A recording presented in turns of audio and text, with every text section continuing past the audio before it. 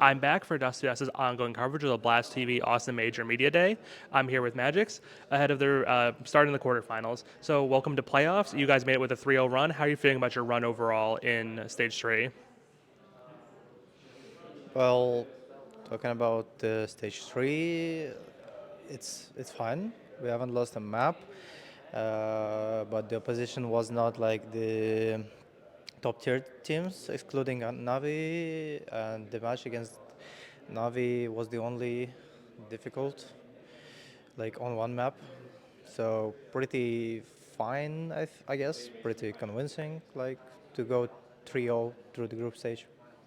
So, it was a great run. You know, you weren't seriously challenged outside of that Navi game, but there's some kind of downside to that as well. Is that Team Spirit haven't played a best of three? They've only played, pardon me, one best of three since Astana, which was now almost a month ago. That lack of recent best of threes, does that concern you at all? That you're going to come into playoffs at all rusty or unprepared for arena play, best of three play? No, I don't think that you can be not ready for like the best of threes, best of five, best of one series because anyway, even if you're playing from home or a boot camp or whatever, you're playing like games going one by like each after each. So like you can have like four, five, six maps going in a row during the practice, so it's not an issue. Uh, the only real thing might be that the crowd games is kind of different, but you know, if if we get used to it, like during the first couple of minutes from the beginning of the match, it's gonna be easier. Would you say you as a player are someone who favors the crowd, or are you someone are you someone who favors the crowd? Are you energized by the crowd? Or are you someone who prefers more of like a studio playing environment? Do you like playing in front of the big crowds? Well, I can say that I will start with you can play in online, and it's the worst thing possible for me personally. And the studio gameplay and during the playoffs in front of a crowd is kind of same for me. Sometimes I can get like some extra energy, I can feel something, but that doesn't happen like really too often, and usually it's the same games, like both in studio and both in front of a crowd.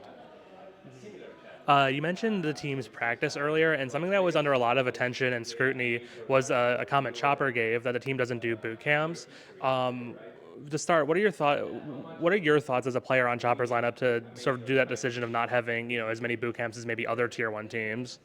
Well, basically, it's not his like decision. The decision is being made by like the people who are standing like over the players, and basically, if it does fit the team, if the boot camps are not like the best way for this specific roster to grow or get better, or even not get better, just to get ready for a tournament, this is the way, and it is what it is. And so, in your mind, do you think the reaction to Chopper's statement was an overreaction from like the press, from the public, from Twitter to say like, "Oh, you guys must do more boot camps"? Do you think that was like a misguided based on the fact that you guys are the reigning major champions, of course? Well, I think we should understand that if he's just saying something on a stream, the reaction will go one way, and not so many views gonna get be attached to it. But if there is some people like over on Twitter like saying that, yo, that's bullshit or whatever, of course it's gonna get like some negative criticism towards it, and or if someone who is popular gonna say, yeah, if the things is working for them this way and it fits the team, it's a great decision for them.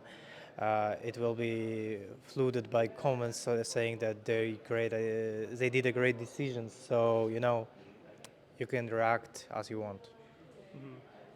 Looking at the team more generally, in stage three, we had three players on Spirit that were in the top 10 of the HLTV ratings. And then in the last 3 months in general, we've had two players who are in the top five. So of all the teams in World Counter-Strike right now, Team Spirit, I think, would undoubtedly say they have the most firepower, raw firepower right now on paper. Does that give you like a sense of confidence heading into these this playoffs that your team can bring such a high level of firepower to competition? I don't think that we adding the firepower as as a thing to like be better compared to the others, because when you're playing on a tier 1 tournament, there's a lot of decent players, decent aimers, and everyone has a great firepower like on average, and you cannot really rely on it. If you have that, that's cool. It may help you sometimes. If it if the firepower is brought up by Dong, it's even better. But we are not really we don't really count on a firepower. And then final question for you: you're going to be taking on MOUZ in your opening playoff series. They're a team that's been looking pretty shaky. Just barely made it through to playoffs, having to go 3-2. Close game against Liquid, who went out 0-3. Lots of kind of red flags about that team, despite being one of the top squads in the world. How are you feeling about that match, and are you confident in Spirit's ability to kind of take them down?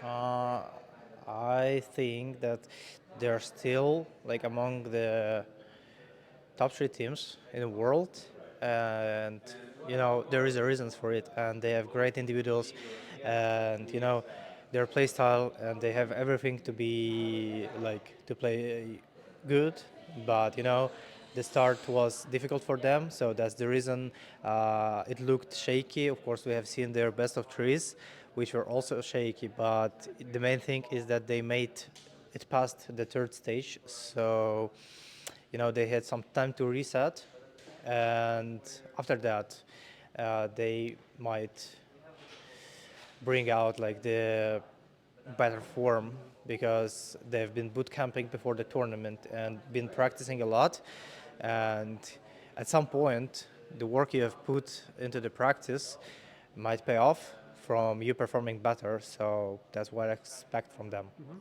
All right, that's magixx from Team Spirit ahead of playoffs. Thank you so much for your time.